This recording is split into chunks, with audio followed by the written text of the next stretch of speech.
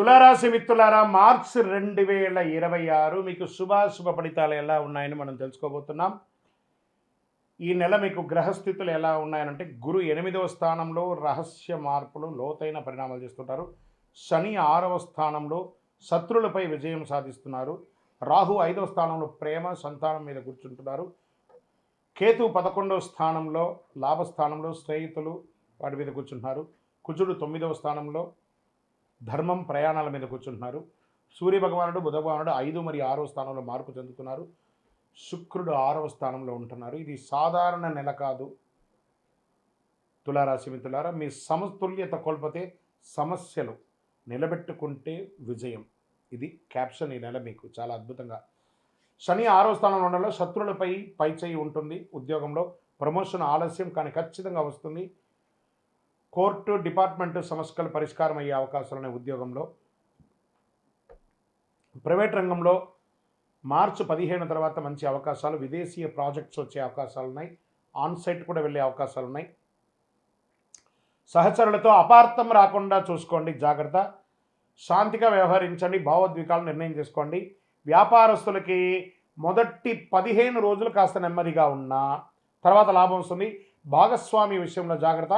నూతన వ్యాపారం ప్రారంభించే వాళ్ళు ఏప్రిల్ తర్వాత ప్రారంభించండి, ఇప్పుడు తొందరపడకండి.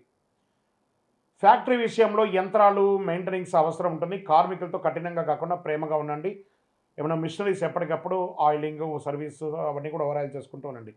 రియల్ ఎస్టేట్ ఈ నెల కాస్త మందకోడిగా ఉంటుంది. నూతన సంవత్సరం ఉగాది వచ్చేస్తుంది కాబట్టి ఉగాది తర్వాత కొనుక్కునే అవకాశాలు బాగుంటాయి. దీర్ఘకాలిక పెట్టుబడులు కూడా చాలా మంది.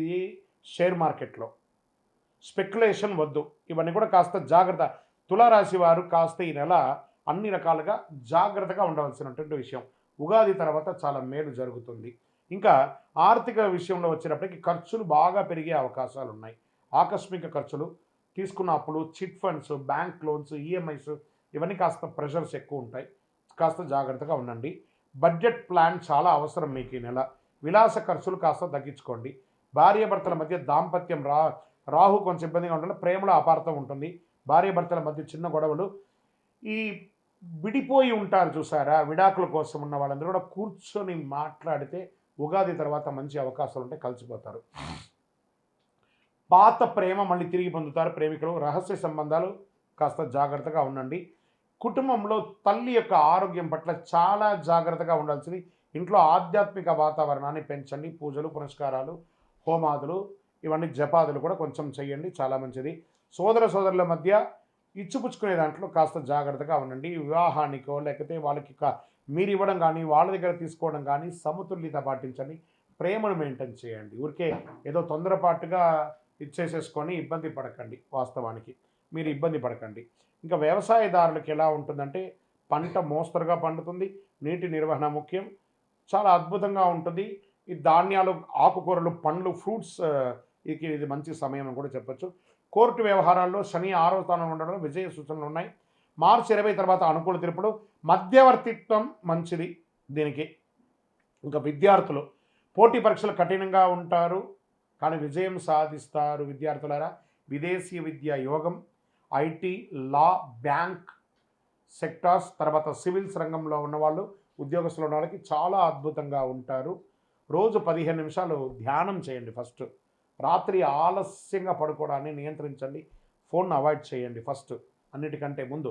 ఇంకా మీరు కొన్ని ఇబ్బందులు పడుతుంటారు చూస్తారు, ఆర్థికమైనటువంటి ఇబ్బందులు, లేకపోతే షూరిటీ సంతకాలు పెట్టుంటారు, అవన్నీ జాగ్రత్త. లేదా కొత్తగా షూరిటీ సంతకాలు ఎవరైనా అడిగితే సారీ అని చెప్పి సున్నితంగా తిరస్కరించండి.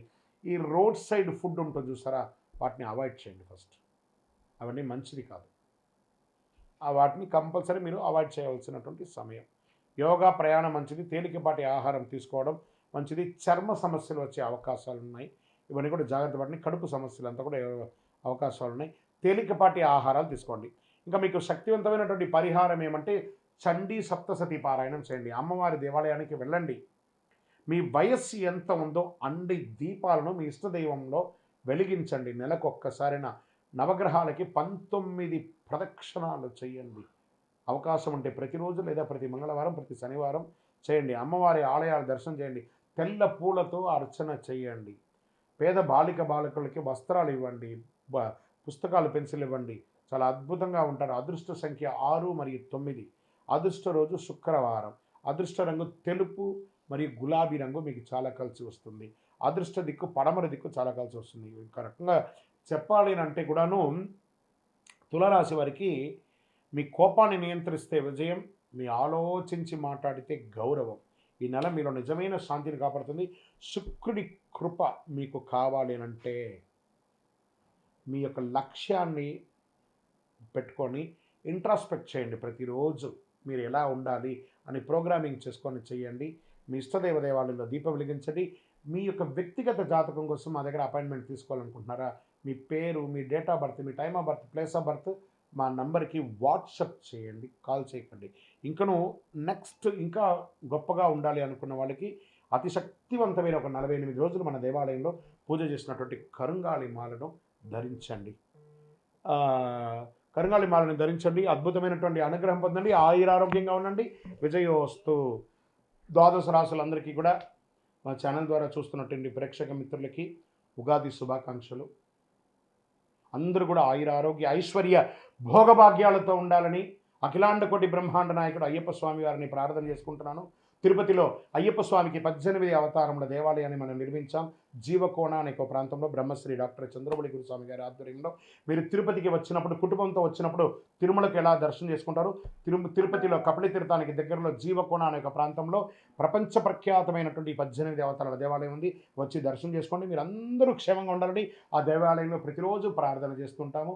విజయోస్తు. వందే మాతరం, వందే మాతరం, వందే మాతరం. చంద్రమౌళి వెంకటేష్ శర్మ గురుస్వామి.